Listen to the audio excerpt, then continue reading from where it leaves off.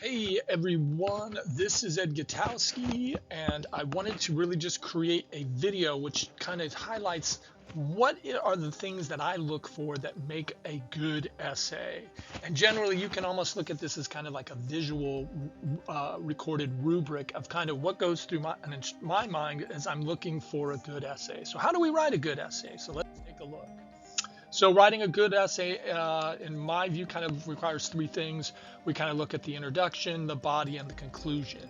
So what you want to do is you want to start off your paper with writing a good hook, right? That's really important to writing a good hook. And I'll tell you that there are kind of three ways that I think you can write an effective hook. You can tell a story, right? If you have a personal story that relates directly to the topic, that's really going to improve your writing. My favorite story for a hook was years ago when I had a student.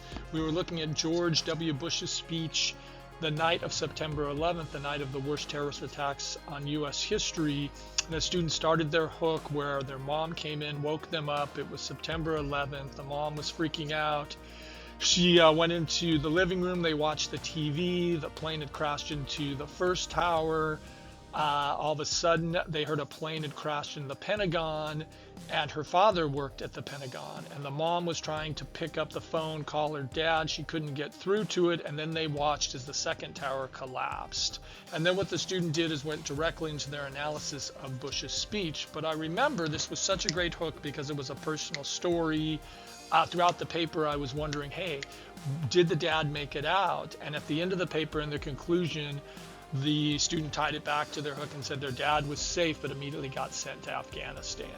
So if you have a story that relates to a topic, that's a great way to create a hook. You can always add a quote. If you quote something, it makes you look knowledgeable, it makes you look smart. Sometimes quoting a prompt shows you took the time to read the instructions. I always like a question. Questions can get readers to critically think. However, if you use questions, make sure you don't answer your questions. Don't use yes or no phrases. The reader assumes the paper will answer your questions. And then you can always make sure you want to introduce the prompt and end with a clear thesis. Now we can talk about a thesis. I always define a thesis as taking a stand on a specific issue, right? You want to take a position. So for example, you could have a thesis that says pop culture has a positive impact on society. You could have a thesis that says I support the plan to join with businesses for proper funding. Or you could have a thesis that would say it would be a great idea to require students to do community service and graduate. Notice these three thesis statements, they take a stand on an issue, they give direction to the paper, and they let us know what the student is going to argue. Now, as far as paragraph development, right, I always think what you can do is you can, after your hook that ends with a thesis, you can devote your various paragraphs to topic sentences, things you're going to argue in a paper. So in this example, if your thesis is pop culture is having a positive impact on society, your first paragraph could be a topic sentence that TV such as Sesame Street encourage kids to read.